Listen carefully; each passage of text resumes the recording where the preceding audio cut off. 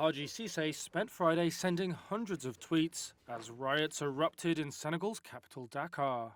In one, he warned his followers that security forces were firing live rounds at protesters. Hours later, the 26-year-old was shot and killed. His death was one of at least 16 in Senegal's deadliest unrest in decades. His younger brother, Jimbalaba, described Cisse as a good patriot. Si je dis un bon patriote, donc c'était un bon Sénégalais. If I say good patriot, I mean a good Senegalese. He was a good Senegalese who knew his rights and demonstrated them on the networks. Les réseaux. He was very well known on Twitter. Connu au niveau de Twitter.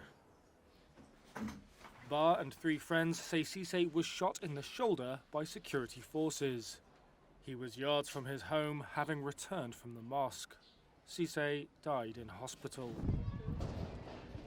Security forces deny firing on protesters or using excessive force. But Cisse's Twitter profile that day serves as a mirror to the chaos and anger unleashed outside the walls of his compound.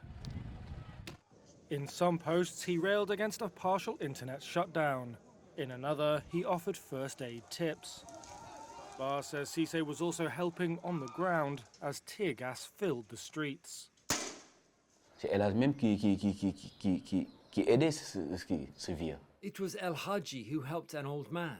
He brought him here to us, gave him cream so that the old man could breathe. He was the one helping the elderly that day. C'est lui qui aidait le vieux ce jour-là. Senegal's protests erupted after opposition leader Ousmane Sonko was handed a 2-year jail sentence. That potentially bars him from standing in next year's presidential elections. Sonko supporters say the charges were politically motivated. They accuse President Macky Sall of seeking to sideline his opponents as well as failing to improve living standards or provide jobs. Thousands have taken to the streets. Cars and buildings have been set ablaze, supermarkets and gas stations ransacked, rocks hurled at security forces. Police have responded with tear gas and what rights groups described as excessive force. The government says 500 people have been arrested.